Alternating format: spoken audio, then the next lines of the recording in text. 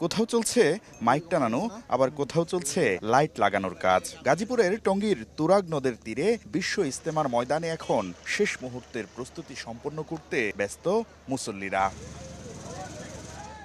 শুধু গাজীপুর নয়, ঢাকা সহ আশেপাশের জেলা থেকে প্রতিদিন খেদমতের জন্য আসছেন তাবলিগ জামায়াতের সাথীরা। ১৬০ একর আয়তনের মাঠের বড় অংশ জুড়েই টানানো হচ্ছে শামিয়ানা। আলেম ওলামা দলের যারা আমরা সাথী, আমরা সবাই শ্রম দিতেছি।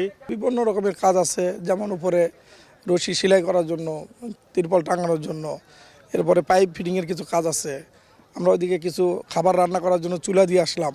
মাঠের একাংশে টিনের ছাউনি দিয়ে খিত্তা তৈরি করে বিদেশি মেহমানদের থাকার ব্যবস্থা করা হচ্ছে। চলছে বিদ্যুৎ সরবরাহের লাইন টানার কাজও।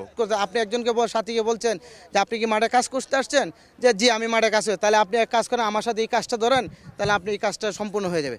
তো ওই সাথী আনন্দের সাথে একমাত্রের সাথে আপনার কাজটা ধরে একসাথে করে নিয়ে নিতেছে। এটাই হলো সবচেয়ে বড় নিয়ামত আর কি। এখানে সবাই যখন একত্রে সমাবেশ হবে তখনই আমাদের এই মেহনতটা সাকসেসফুল হবে। এদিকে ইজতেমার মাঠের নিরাপত্তা নিশ্চিতে বসানো হয়েছে সিসি ক্যামেরা। তুরাগের দুই তীরের মুসল্লিরা যাতে নির্বিঘ্নে যাতায়াত করতে পারেন সেজন্য নদের উপর নির্মিত হচ্ছে অস্থায়ী পন্টন।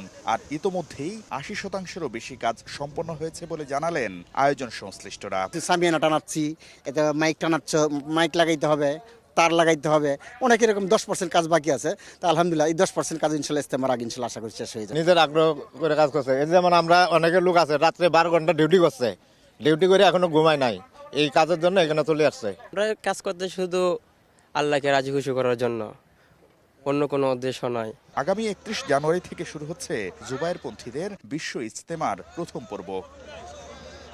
শাকির আহমেদ, সময় সংবাদ, টঙ্গী, গাজীপুর।